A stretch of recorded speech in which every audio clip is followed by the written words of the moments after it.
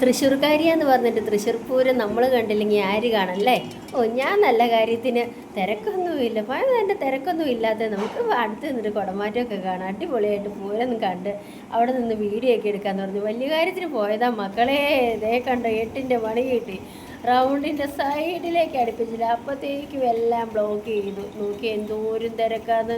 ഞാൻ അവിടെ തന്നെ ചുറ്റിപ്പറ്റി നിന്നു. അവിടെ നമ്മുടെ എന്താ പറയുന്ന എല്ലാ റോഡും ഒരടച്ചുകൂടി, എല്ലായിടത്തും ചെക്കിങ്. ഇവിടെ നിന്നിട്ടേ കാണാൻ പറ്റുന്നുള്ളൂ.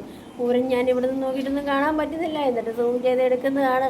ചെറുതായിട്ട് നോക്കിയാൽ കാണാം, ചെറുതായിട്ട് കുടമാറ്റം തുടങ്ങിയിട്ടില്ലാന്ന് തോന്നുന്നു. അതിന് മുന്നേ ഞാൻ പോയിട്ടാണ് ഈ തിരക്ക്. റൗണ്ടിന് ചുറ്റും എന്നാ തിരക്കെന്ന് പറയാൻ പറ്റത്തില്ല, അത്രയ്ക്ക് തിരക്ക്. എന്നാ ചെയ്യാനാ, ഇവിടെ നിന്നെങ്കിൽ ഇവിടെ നിന്നുള്ളതെങ്കിൽ ഉള്ളത് കാണാമെന്ന് വിചാരിച്ചു. ബാക്കോട്ട് തിരിഞ്ഞ് നോക്കിയതേ എൻ്റെ പൊന്നോ, നിൽക്കാൻ നിവർത്തിയില്ല. അതുപോലത്തെ തിരക്കാണ്. എനിക്ക് തോന്നുന്നത് തൃശ്ശൂരെക്കാളും കൂടുതൽ, തൃശ്ശൂർ ജില്ലത്തെ കൂടുതൽ ആൾക്കാർ വേറെ സ്ഥലത്തു നിന്നാണ് വന്നത്. തെണ്ടി തിരിഞ്ഞ് പുത്തമ്പള്ളി എത്തി. ഒരു കട പോലും തുറന്നിട്ടില്ല. ഒരു ചായ കുടിക്കാൻ നോക്കി നടന്നൊരു ഹോട്ടൽ പോലും ഇല്ല. തിരിച്ചെന്നാൽ പോയേക്കാൻ. Tata, bye by.